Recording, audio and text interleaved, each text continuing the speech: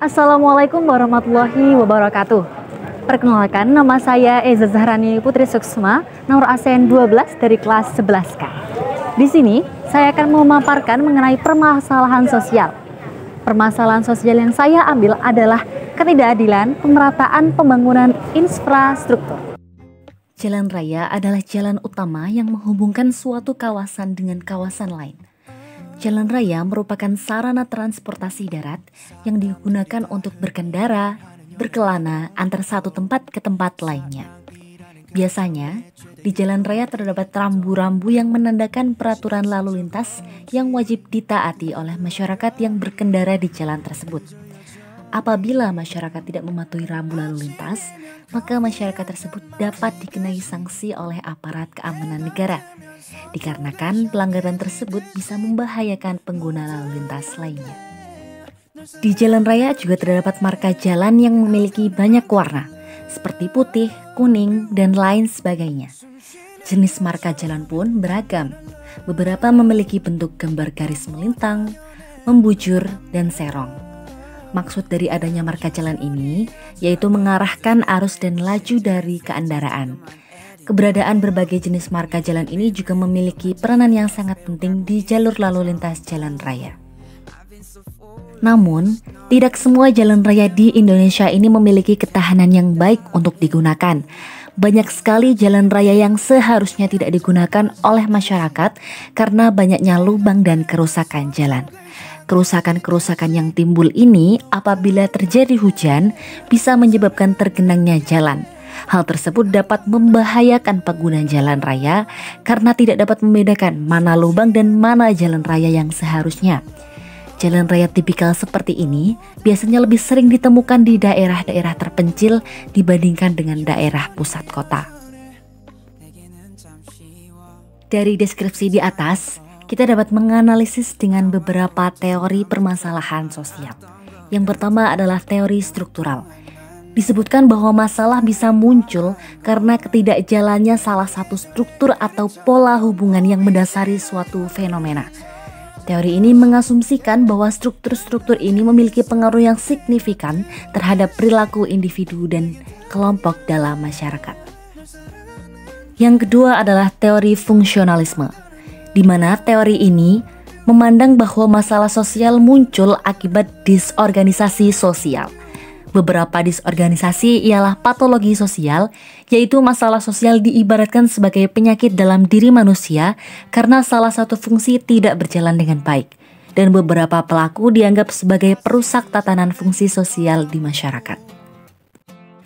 Dari teori yang telah dipaparkan, dapat diketahui bahwa jalan raya yang rusak dan berlubang dapat terjadi dikarenakan berbagai faktor.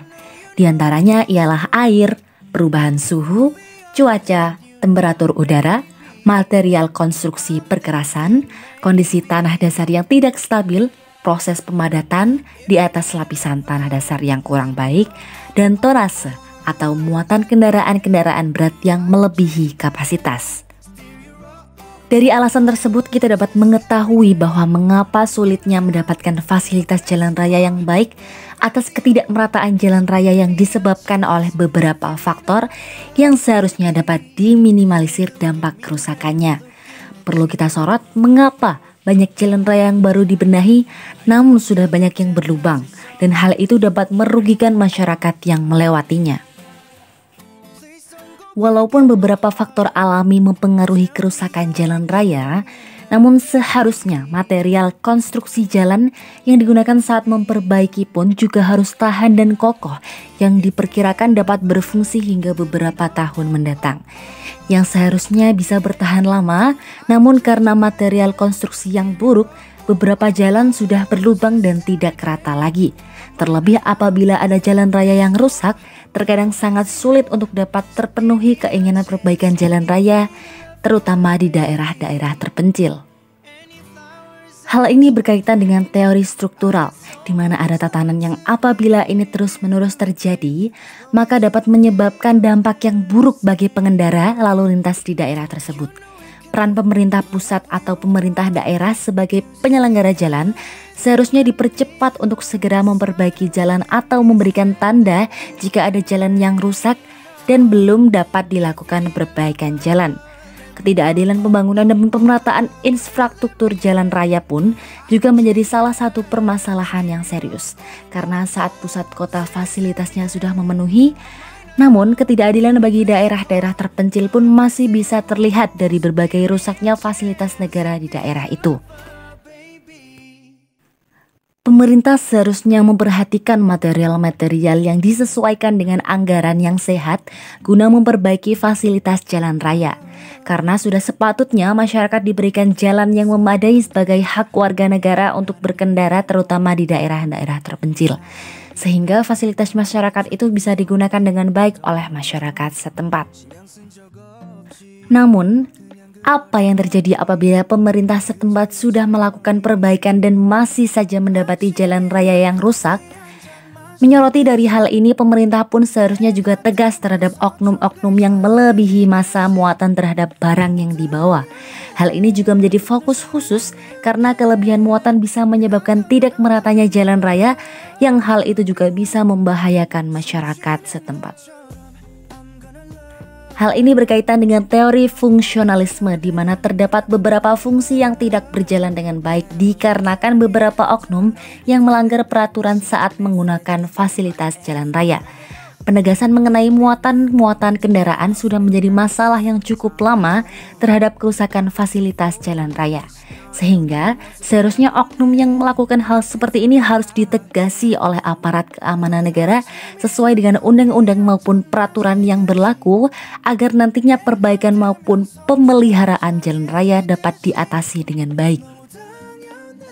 Dari pemaparan di atas, ketidakadilan pembangunan kembali jalan raya ternyata bukan menjadi faktor dari strukturalnya saja, namun juga diperlukan kerjasama dari masyarakat atas muatan massa yang dibawa saat berkendara.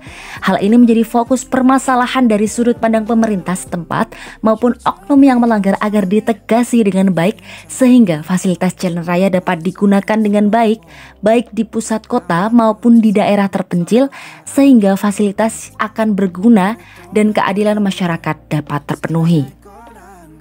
Itulah pemaparan permasalahan sosial yang dapat saya sampaikan. Mohon maaf apabila ada salah kata maupun kekurangan. Saya akhiri, wassalamualaikum warahmatullahi wabarakatuh.